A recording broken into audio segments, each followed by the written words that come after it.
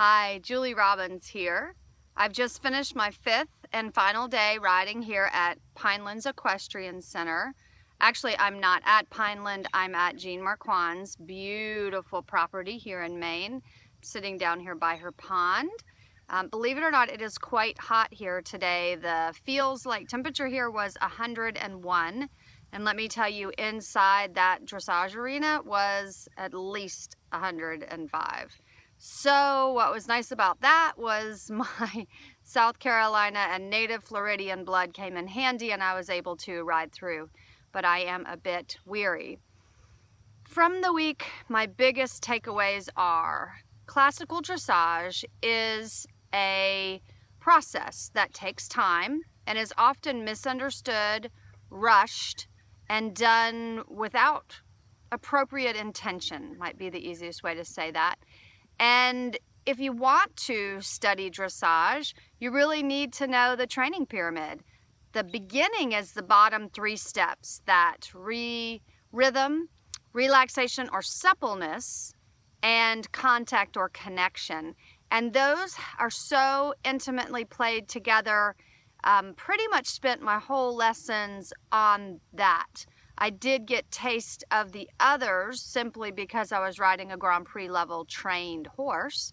But all in all, my real learning and understanding were at those 3 bases.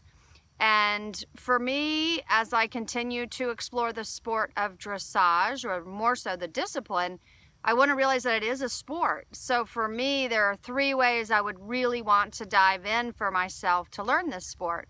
One is physical fitness, being physically strong enough, having my core strength developed, and that means more Pilates. It means push-ups, sit-ups. It means making sure I have some aerobic exercise in my week. It takes a lot of core strength to ride dressage correctly. It comes from your core.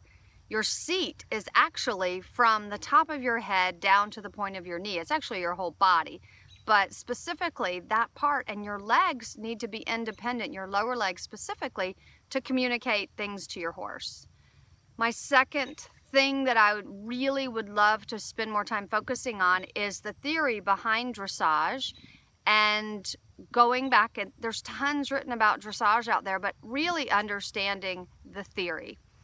The third part of dressage is time in the saddle with someone watching me. That was my other huge takeaway from being here with Michael and Gwyneth, is they never work alone. They may ride a little bit, but the other one is always watching the other. So as Michael was prepping for the Olympic trials this year, Gwyneth was there giving him feedback on the ground, videotaping, helping him stay on top of the things that were important for him. Same with Gwyneth as she's training for her national competition, and through the regionals into nationals this year, she is having Michael there every step of the way. And you really need some eyes on the ground to see what you're doing, and you need experience in the saddle. New riders should definitely get experience from schooled horses, and young schooling horses should have great experience with riders that know what they're doing. So that's kind of my takeaway. I do love dressage. I always have, mainly due to the theory. And I'm excited to take what I've learned home in my body and my brain and play with my own horses, integrating back a lot of my techniques that I believe in from the ground up and from moving beyond the bridle. Those things are still important to me, as developing a horse in the bridle is important to me. Those all need to be done as part of the process of developing horses so they have biomechanically correct movement, that they're sane, that they're happy, and above all else, that I have a great relationship with my horse and that we are friends. I think it's important to know a lot about horses, but I also think it's equally, if not slightly more important, to know more about relationships with horses so that you can move forward no matter what your sport is. So this is my final vlog from Maine. I hope you enjoyed me sharing the journey with you. It's helped me kind of synthesize my thoughts at the end of the day. And again, I'll be writing up some conclusions to my time here. And thanks for sharing in the journey, and wish you well. See you soon.